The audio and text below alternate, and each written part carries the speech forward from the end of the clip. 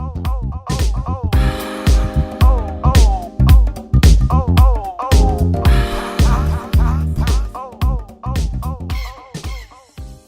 on the Welcome Match podcast. I'm your host, Matt Caldwell. Today I'm here with comedian, writer, Rob Ito. Hey, how you doing? I am doing excellent. How are you doing today? I'm great. Thanks for having me. So I know you contribute to the Beaverton from time to time. Yep, I'm technically nominated for a Canadian Screen Guild Award now. Ooh, a guild. Actually, it's a Canadian Screen Award. His name is wrong, but yeah, the Canadian Screen Award. Guild would make it sound... Yeah, guild would make it sound better. Like, there's a whole guild of people who appreciate my work. But Isn't Lancelot in that guild, I'm pretty sure? No, he got excommunicated, man. Some dumb shit with him and the Queen. It was a big thing, yeah. Things will happen like that. But yeah, I'm as proud of the Beaverton website as a stepfather can be. I had literally nothing to do with its development, but I'm just glad to at least have that credit. Yeah. Yeah, my only credit worth noting, but it's definitely a fun website, and you should check out the show. And we also have a book out now about Canadian history. Ooh. Of our own satirical take on Canadian history. Yeah, satirical. So it's a mixture of historical facts and historical inaccuracies. If by mixture you mean 100% inaccuracy and then like maybe 0.5% of a fact, then yeah, that's definitely it. Can you remember something from the book? I've only gone like through the first chapter. I've been a little busy with reading, but there's one about a guy who's like spirit animal, who's upset his spirit animal is now extinct. Oh, wow. We go all the way from prehistory, right? Like prehistoric Canada with like natives and everything. Yeah. Oh, and there's one about like a lacrosse game that lasted 4 days. Yeah. I think there's what sport is that? Cricket. Cricket can last like 4 days or like 4 weeks or maybe like a fortnight. So I guess lacrosse is just North American cricket then. Yeah. Who knows? Yeah. With baskets. Oh yeah. Yeah. It felt a little weird because I felt like they scooped one of my earlier articles about like a man unknowingly driving a spirit animal extinct. But like causing it? Yeah. Yeah, it's like he's directly the cause. He's just throwing bottle rings into the ocean just so the turtles can choke on him. Yeah. Turtle, that's an interesting spirit Yeah, man, animal. you give you compassion and they wisdom. They live for like 100 years or more. Oh yeah, they're so graceful. Yeah. If you could have a spirit animal, do you know what you would choose? Gee, I had one a few days ago. I was just thinking about one. Honestly, I think it's like some kind of ring-tailed coyote. It's like a South American like little mammal thing. It kind of looks like a raccoon and merged with a rat. You are a mammal. Yes, I am. So that fits. Yeah.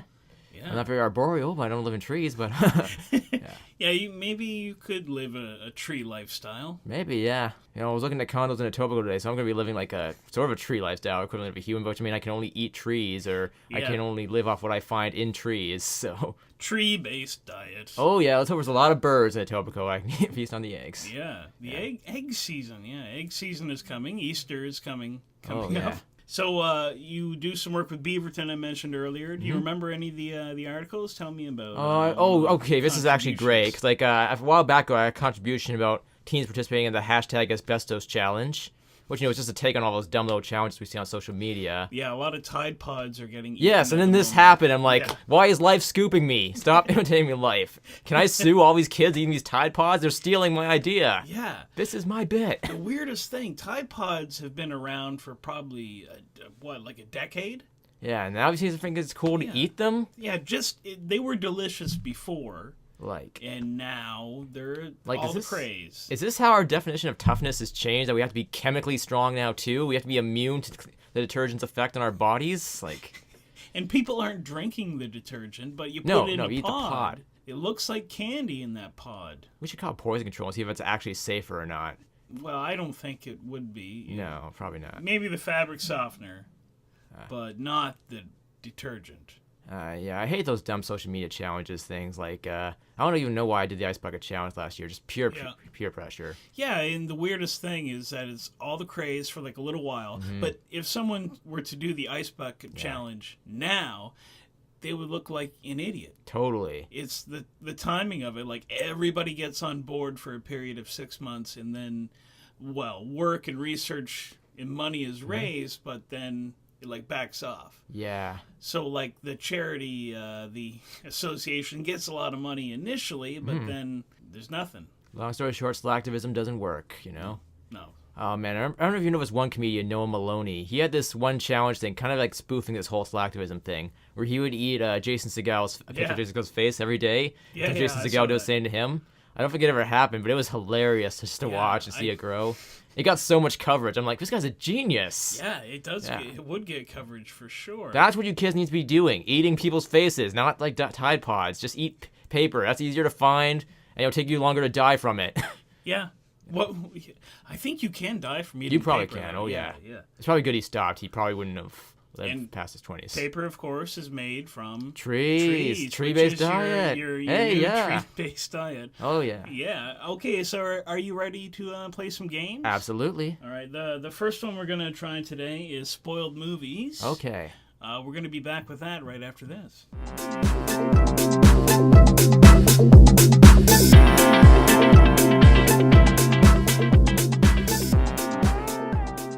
We're back on the Welcome Mat with Rob Ito.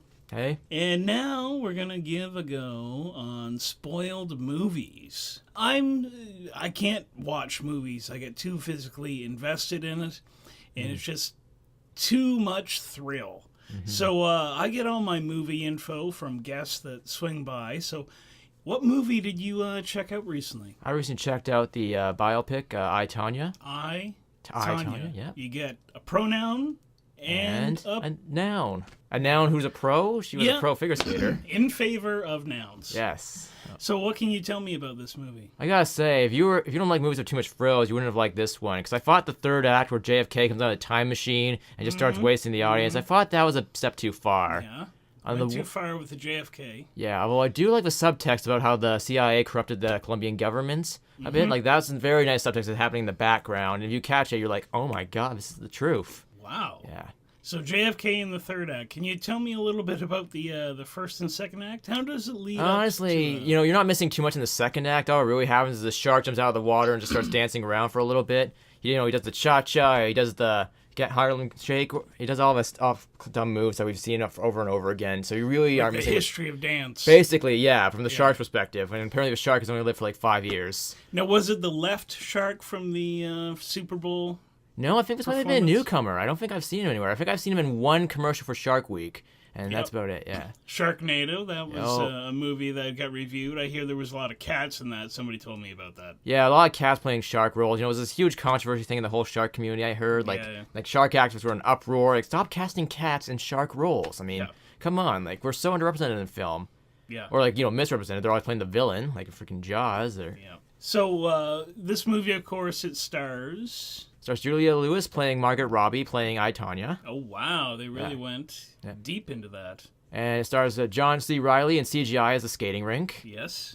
Yeah. He could pull that off. Oh, he definitely does. Yeah. He's like one of the few good things I liked about the movie, to be honest. Like, yeah, he's very cool. Yeah, very constant. In fact, that he's a skating rink means he doesn't have to do anything, so it's like the easiest role for him, Yes. Mm-hmm. He needs that for like an Academy Award. Oh, definitely. Give him an easy movie, and he will win you an Oscar. And it should definitely get a Tony, too, for all the musical numbers they had. It should even get a Tonya. Yeah, Tonya.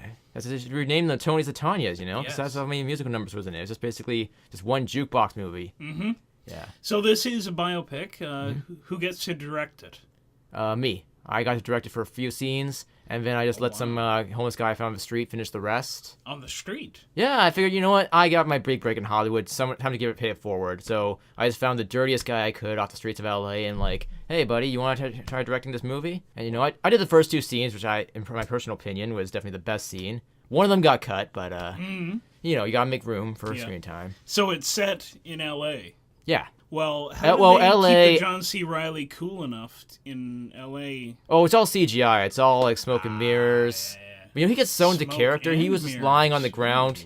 It doesn't help that we did tranquilize his food a little bit just to help him get into character. But yeah, he's just such a good character actor, though. We really felt stupid after that. Like, he could pull this off, lying on the ground all day. Yes. Yeah. He could be on anything. He could lie on sand. Yeah, that and the utter lack of credentials is probably why the studio fired me. And told me to find my own replacement. Yeah, you got to find your own replacement. That should be the rule in every job. Totally. When you leave, you hire the replacement. That's what happens actually. Spoiler alert. That's what happens at the end of I, Tonya. She finds her own replacement to be a disgraced figure skater. Mm-hmm. And it turns out to be a little boy dying of cancer. So that's really inspiring. Yes, they would probably give him a medal. Oh yeah, he managed to do what she did, and she does actually. Yes. Or he.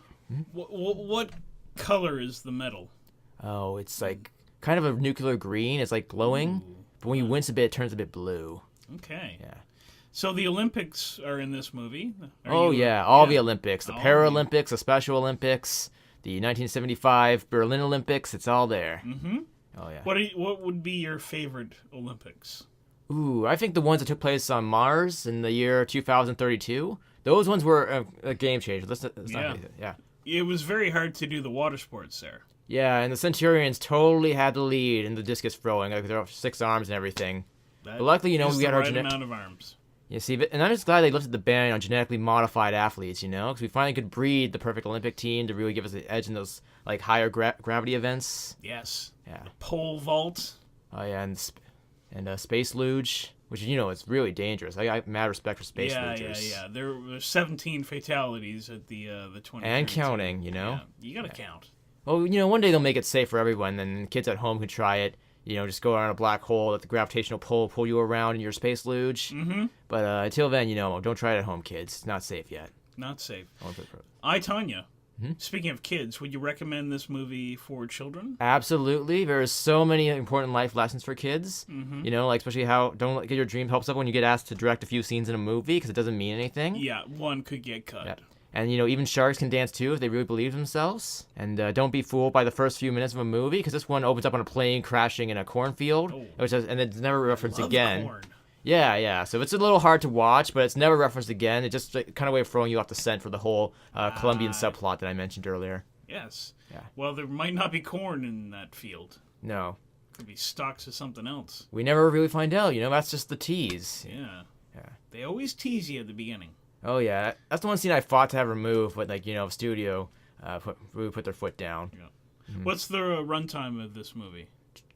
About 132 minutes, front, forwards, and back. Wow. Split that down the middle and watch it twice. Oh, yeah. So, if you were going to go to the theater to watch this movie, what kind of emotions would be inspired if you're sitting there in the seat? I would say bigoted. It really helps if you have some sort of severe prejudice because, this is just a movie about hatred and at the end of things. Like, I would argue that in its own way, every movie is about hatred, but this one in particular, we were trying to get the message of hate across. So if you're really feeling like you just want to, just suppress a group of people, this is definitely the movie for you because it's really a feel bad for everyone else movie. But with a happy ending. Sure, arguably. I'd say it's a pretty happy ending. I mean... the little puppy does find his way home at the end. And, the little girl gets revenge for her father. So it's definitely, I guess there's some plots to get resolved, but in the end, there's still a lot of things that I wish we had more time for. Any chance for a sequel? Oh, definitely. We already got a trilogy picked up. Oh, wow. And could you share the titles? I, Tonya is I, the first Tonya, one, I, Tonya 2. I, Tonya 2. And I, Tonya 3, Electric Boogaloo. Oh, wow. Mm-hmm. Yeah, Rian Johnson is set to direct all of them. After the Star Wars. Nope. He's doing them concurrently. Wow. Yeah. It's quite a lot of filming because you want to avoid aging. Yeah, definitely. But that's why we're freezing him after we're done so we can, thaw him out. Yeah. It's part of his contract, if, the major movie studios, after, a few movies, after he starts losing his touch, they freeze him to preserve what little talent he has left. And then unthaw him out whenever they have a big hit that he's made. Pretty clever. Yeah, it's smart. It's one of those, Hollywood traits he was going to tell you about, sexually harassing people and just how you get young Johnny Depp's face on some other schmuck's body for a Pirates movie. Yeah. Johnny Depp, I think, has signed up to play, 9 more Pirates movies. Yeah, we're talking about doing a crossover with Johnny Depp and I, Tonya, Yeah. She just gets across, Pirates of the Caribbean, The Curse of I, Tonya, too. I mean, it's still in talks now, but it seems very, very likely since we have the studio head's daughter and we're holding her hostage, so it seems very likely that this will And then they'll make a biopic about... Oh, definitely, yeah. Nice biopic. Yeah. That's how it works, you commit horrible crimes in Hollywood, and then they get adapted to stories, and then you rake in the cash. That's all it is. That's Weinstein's game plan right there. So Harvey's going to come back in, 30 years and... Yeah, I think it's going to be, I don't know, maybe Rob Reiner if he's still around playing him. Or Kevin Spacey. Oh, definitely. Yes. Oh, yeah, he's probably in it, too. Lots of creeps in Hollywood nowadays, apparently. And they're all going to get one movie just talking about how they did it, and it's probably going to be really insightful. We're going to recommend that to everyone, especially women. They need to see it first. Yeah, exactly. So if you're going to give this movie a scale on the old pumpkin meter... Okay, I'm going to give it 6.5 smashed pumpkins. Yes. And then 5 green pumpkins. Oh, wow, a green pumpkin. Painted green, or does the green happen naturally? Naturally. Wow. Like a watermelon spliced with... Just they're not ripe. Just not... Ah, okay. I'm Yeah. saying like it'll be very pumpkins. The green pumpkins are for like future ratings. Like that'll be that rating in the future, I believe. Okay. Yeah. Okay, perfect. Mm-hmm. Well, Tonya, Yeah. check it out. Go see it, especially if you're a kid who loves sharks. Yeah, it's in theaters right now. Oh yeah.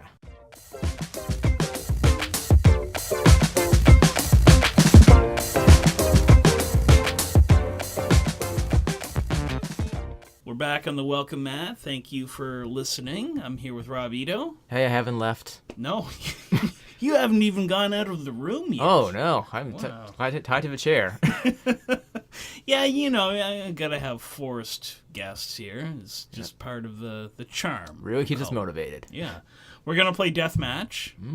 So the thing we do with this one, one of these people is real, and the other is imaginary, as far as we know. Right. Imaginary.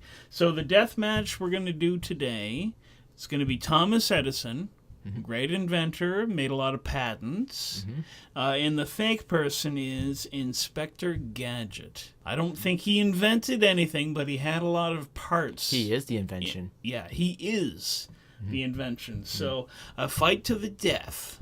Okay, so I'm going to have to give it with Edison because at the end of the day, all Gadget is just another machine for Edison to take apart, you know? Maybe a Gadget will have the edge for like a few seconds because he had a few gizmos that Edison wouldn't have been familiar with because they're beyond his time. But eventually Edison would realize, you know, this is just a man made of a machine and all machines can be broken.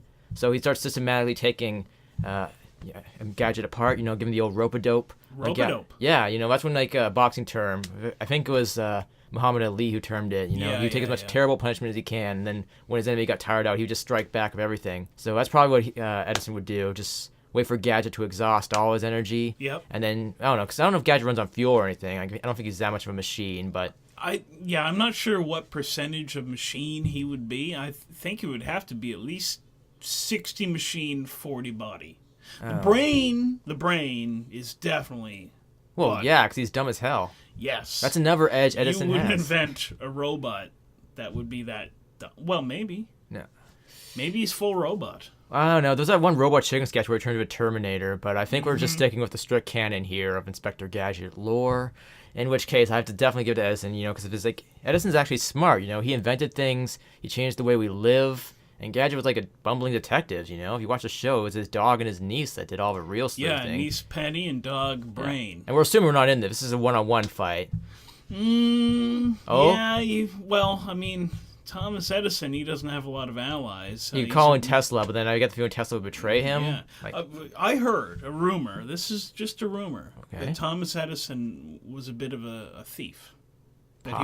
he would steal a lot of ideas. yeah, maybe. I think that's true. I think he did like scam Nick Marcoli Tesla or whatever. And so that's another thing, though. He's like, all great writers steal, right? And so do all great inventors.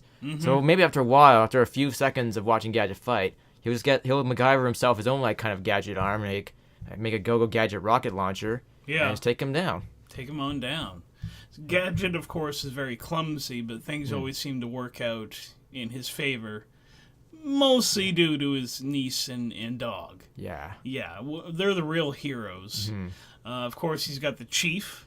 Yeah, that does give him one edge, though. Chief could give him an exploding note, and Gadget could possibly carelessly throw it at the same place where the Chief and Edison happen to be occupying the same space. Yeah. That's one thing that Edison's got to watch out for, is those conveniently exploding notes.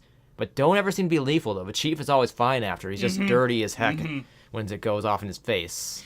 Do you see that Edison would maybe form a partnership with Dr. Claw and Mad? Oh, totally. I don't even remember who Mad are, but I think was Mad the group that Dr. Claw fronted? maybe. I know he had. I don't know he had a off on cat or that? whatever. Well, he's got the cat. Yeah. What was the cat's name? Does it matter? Like. Oh, it matters. Oh man, I think I just failed this test. In a fight to the death, the cat might have 7 lives. Well, either way, you know, like, if we're talking just like a straight gang, but you said one-on-one, though. Because otherwise, like, this Penny and the dog figure out that, hey, he's just a man, kill him. But, like... Yeah, one-on-one. Yeah. And that brings me to another point, though, actually. You know, it's all right there in the job title, Inspector Gadget, you know? Yes. He's a police officer. If he uses lethal force on a civilian, then it's going to reflect badly on him, you know? It's going to be a huge controversy. Yeah, he's got to bring him in Yeah. naturally. Yeah, it's going to end the whole Inspector program. You know, we're not going to get any more RoboCops. We're going to get no more Terminators. It's going to put an end to Chappie, which is probably a good thing, but no Terminators is a good thing? Well, that's one of the weirdest things I've ever heard. You do realize they were sent to kill us, right? It's just like only one that turned out to be good. Yeah, but that good one was pretty good. Yeah, I suppose. Yeah. Yeah. So if Edison were to attack Inspector Gadget, you said that he would do it systematically, weapon by weapon. Mm-hmm. What's the first target? Well, first Gadget's probably going to open up with like a Go-Go Gadget arm, just grab him by the cuff. Yep. And then, that's going to take Edison by surprise. Like, what the hell is this? Yes. But then when Gadget like retracts to bring him in for the punch, like Edison's going to figure it out. So most likely, he's going to lure Edison, Gadget in for a never stretch punch. And then when he sees like the joints or whatever that's connecting his arms, he can like just take a screwdriver and start prying them apart. Okay. Plus, not to mention, Gadget's got to be powered by some kind of electricity. It could be his own bioelectricity, but it's got to be something. Yeah, maybe something more than just heart. Yeah, maybe so. Maybe there's some batteries there, and once Edison finds the source, just like pry open the case, take out the batteries, and Go Gadget nowhere. He's down. Go Gadget death. Yeah, Go Gadget to hell. So, can you think of anything that Thomas Edison was famous for inventing? He invented the radio. The radio. So maybe that's another thing. I'm pretty sure Gadget has a radio somewhere in his body. Yeah, he's got it in the ear, the little earpiece that comes out, so he can talk to the chief. So once Edison recognizes that, he realizes, oh, this is my house. You're in my house, Gadget. So he just hacks the radio, says, Gadget, this is the chief. You gotta let this guy go. And then Gadget turns his back around because he's a freaking idiot. And then Edison just wails on him. Do you think Edison could do a good chief impression? Well, it's not hard. He's just a generic rough guy.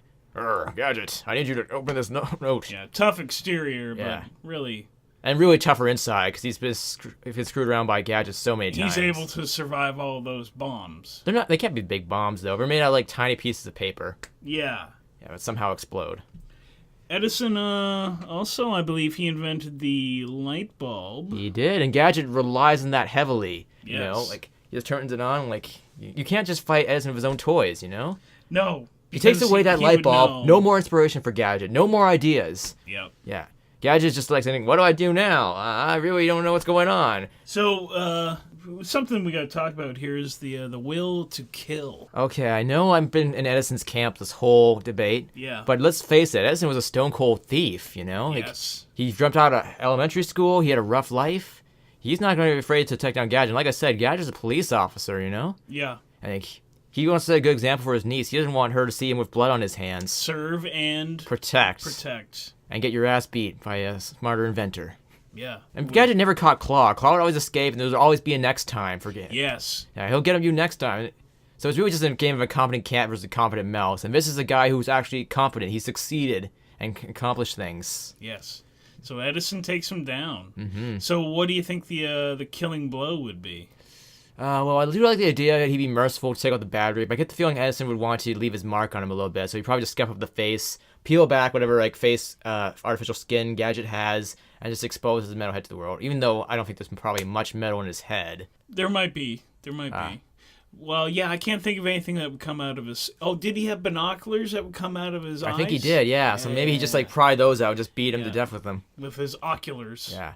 And then he would just take Gadget's body and just make it to a full machine or robot or whatever and just patent it as his own. Yeah. And be like, yes, this is my invention, the RoboCop or the Inspector Cop. Yeah. So Edison takes him down, uses inventions against the inventions and his superior definitely. intellect. Plus, if we give Edison enough time, if we're being fair, Edison probably enough time to prepare a whole steampunk-style suit of armor, a power suit, just to fight Gadget. Yeah. Do you think he would rebuild Gadget? Oh, and maybe definitely. Patent himself? I think he would. I think he would just see the free invention right there, just take all the money. Take all the money, all the power? Yep, and just sell it to all the police departments and just be living large. Yeah. Wow. Inspector Gadget, R.I.P. Yep. It's about time. So, do you think maybe after that Edison will raise Penny in Brain? Or Hell no. Penny's going to foster care. Penny and Brain are going to die in the gutter, protesting Edison to the day they die, and he's just going to sit there and watch. You know? We all should go out that way. Yeah, maybe when they get old and they go into a rest home, he's going to pay for their care, kind of like Breaking Bad with what was his name? Walt? No, the old guy in Hector Scaramanga, Gus was paying for his health care just to keep him captive. Yes. So that's probably what's going to happen. Had a good wheelchair, though. Yeah, I definitely Had had a a little ring. bell on Bing, it. bing, bing, bing, bing, bing. bing, bing, bing. Didn't help when he got blown up, but that was his choice. Nope. No. Did not. Okay. All right, that is Deathmatch. All right. Thomas Edison takes down Inspector Gadget All day. all day and into the night. Oh, yeah.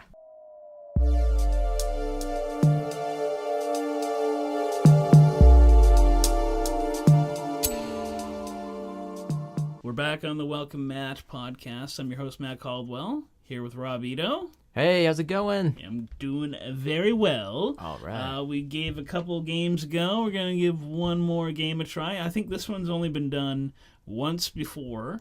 So yeah, if you've never listened to the Welcome App before, the guests, they get to choose the games that they want to play. Gives them a little option.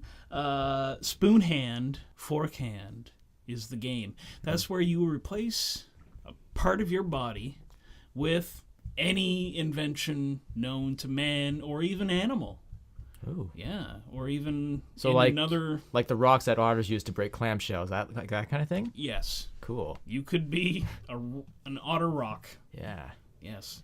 So if you were going to replace a part of your body with an invention, what body part and what would it be? Okay, well, before we begin, I gotta say, spoon hand, fork hand sounds like the best name for a political debate show. There's a guy with a spoon for a hand and a guy with a fork for a hand. And, you know, Yeah. fork for a hand is obviously very pro-right wing. You know, he's Yes. always like, he voted for Trump. And you know, spoon hand's one of those bleeding heart liberals. Yep. And so it would probably be a great show, yeah. They love soup. Oh, definitely. Those liberal spoon hands. And fork hand's like, hey, eat some solid food. Get some meat in You left-wing pussy. Yeah. Anyway, so my decision of like amputation with an invention would probably be replacing my legs with pogo sticks or pogo stick-like devices. So, you know, I'd be walking, just springing along. I'd literally put some spring in my step because I'd be boing. Yes, boing. you would be boing boing. And, you know, obviously the big advantage is, like, you know, jumping. You know, you can finally do leaps of faith really high. You can, like, jump over buildings. You could, like, win the Olympics in Whole high jump. buildings? If you train, sure. Or maybe just really small buildings, like maybe Yeah. more like sheds, I think. Dog houses. Definitely. Yeah. Birdhouses. Yeah, maybe clotheslines. Cardboard You get over boxes that. someone's living in. Yes, yes. Mattresses left Yeah. out for garbage. Yeah. Oh, yeah. You could get over a lot of things. But, you know, if you get the right legs, you know, because, you know, I'm assuming the pogo sticks are proportionate of your actual legs so they don't make you taller. So, like, let's So say... you wouldn't be like one of them stilt walker guys with pogos. No. I think you'd have to be limited to your actual height. There's probably something about, like, about your weight, right? Yeah. So you can't just be, like, a 500-pound guy, you know, with a bunch of pogo stick legs, because, you know, that's not going to work. You're going to be top-heavy. Mm-hmm. So we're thinking like from the knee down? Yeah, I'm thinking maybe from the knee down. From the knee down pogos. Yeah, cool. You still want to be able to bend them, right? You want to be able to sit down. Yes, you got to sit down. And then, you know, that does limit your bouncing a bit. Like, you can't just go up and jump into the sun, but, you know, it still probably increase your bouncing. It probably make landing a lot easier because you have the springs now, the absorption of the impact. Mm-hmm. And it would make shopping for shoes so much easier because you wouldn't have feet anymore. No, you would need to buy like little rubber nubs, though. Yeah, but those would probably be a lot cheaper than shoes, though. And you don't have to worry about matching with your outfit or anything. No. And you just got to make sure they're polished and, Yeah. yeah. Which are like regular shoes to begin with, so. So how would your day-to-day life be different? Oh, first you got to balance a bit. It probably wouldn't be too different than anyone who actually lives with leg prosthetics. Yeah. Just like, you know, you can just have the power to jump a little bit higher so you can reach things on the top shelf. Mm-hmm. Hell, I would just put all my food on the top shelf just so I have an excuse to jump up in the morning and get it. Yeah. Yeah. Take that, world. Yeah, and you know what? Maybe you could save money on transit and gas by jumping to work, you know, because it'd probably take less time. Yeah. Would you have to change the layout of your house at all? Maybe raise the ceilings a bit so you're not hitting your head. Yeah. You don't want to hit your head. Like, You you want live in a the basement concussion. apartment, no good, you know? Nope, you can't do that. You're going to have your head sticking through your upstairs neighbor's roof, and that's... Your neighbors, actually, if you lived above somebody and you had pogo legs, Oh, they'd be in hell. they would hate you. Oh, they'd be like, what's this guy doing? Yeah. What would be your explanation to an angry neighbor that would... I'd be like, excuse me, sir, I have pogo sticks for legs, you know? Yeah. I'm sorry I can't have feet like yours, but some of us are just born different, you know? And Yep. make him feel really shitty about it, you know? Just play... Shame him. Yes, Yeah. exactly. Play up the whole disabled angle. Even though it's not disability at all, No, it's just a choice. definitely like a life Yeah. choice. Life choice. What color would it be? You know, maybe just silver, you know? Let's not be too fancy. Like, just fancy looks kind of chrome, but... Yep. You know, I guess if you wanted to get dressed up, you could do it out in black, so it'd have, like, with your formal shorts. And that's another thing. You don't have to wear pants anymore. You just wear shorts. You don't have to wear shorts either. Yeah, you can just walk around with your junk flailing around and your pogo stick legs. Yep. Yeah, click. That's pretty good. Yeah, that would be an interesting life change. Yeah. Do you think your job would be any different? Oh, well, my job all I have to do is stand around, so... Pogo around. Yeah, definitely. Maybe just bounce in one spot, just like change legs. And, I wouldn't have to worry about my leg getting tired because I'd be getting exercise all the time with jumping around. You would be fit. Oh, yeah. And the best part is that that's a whole part. I can finally skip leg day because I don't have legs anymore. I just have pogo sticks. Yeah. Yeah. But how would you work out, like, your hamstrings? Hamstrings? I guess you get could them still worked out? do, like, the crunches, like, kind of like this thing at the gym where you just close in. That could still, like, be a good workout. You could still do, like... I guess it would be kind of hard to do, like, the bicep press where you're just pushing against something. Yeah. Because, it's too easy for you now.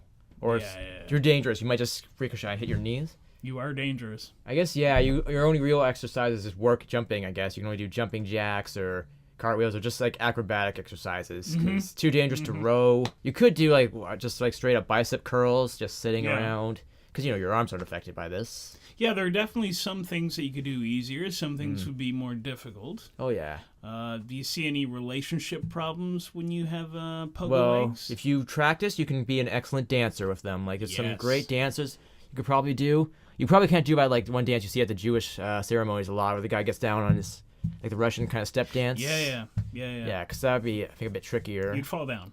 Or you can just do, like, a cheaper version of it where you're just midair doing the kicks, but people be like, hey, man, that's hacks. That's style, though. Yeah.